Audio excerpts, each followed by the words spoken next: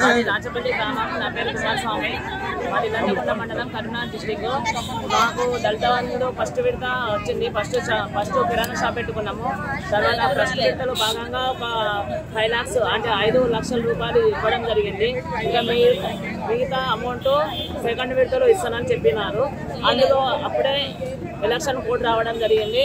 తర్వాత కేసీఆర్ గవర్నమెంట్ పోయింది. తర్వాత కాంగ్రెస్ ప్రభుత్వం వచ్చింది. మరి ఎప్పుడైనా మేము ఫస్ట్ విడతలో 5 లక్షల రూపాయలకు మాకు అప్పులు చేసి కిరాణా షాప్ పెట్టుకున్నాము.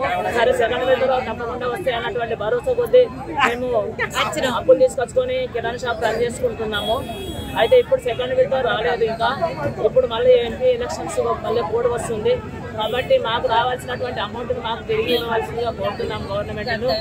కాబట్టి ఇప్పుడు సెకండ్ విడత తప్పకుండా మాకు అకౌంట్లో మాకు డబ్బులు ఉన్నాయని చూపిస్తున్నారు, కానీ మా అకౌంట్ లాక్ చేయడం జరిగింది.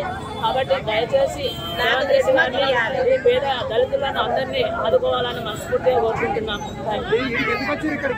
ఇప్పుడు ఈరోజు ప్రజావంలో భాగంగా ఈ హుజురాబాద్ నియోజకవర్గం మొత్తం దళితులు అయితే ఎవరైతే ఉన్నారో సెకండ్ విడత రాని వాళ్ళు ఎవరైతే ఉన్నారో వాళ్ళు అప్లికేషన్ పెట్టుకోవడానికి ఇక్కడికి రావడం జరిగింది.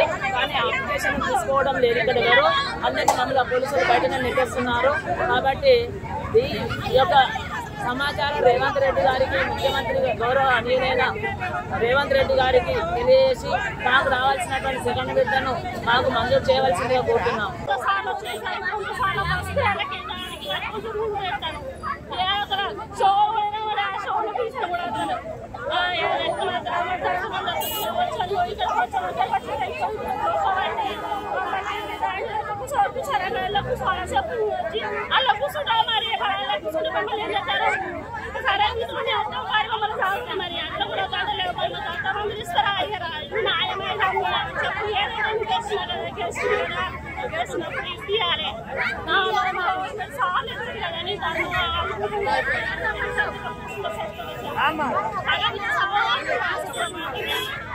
మరి ఇస్తాను మాట తెలియాలి, మాకు రావాలి.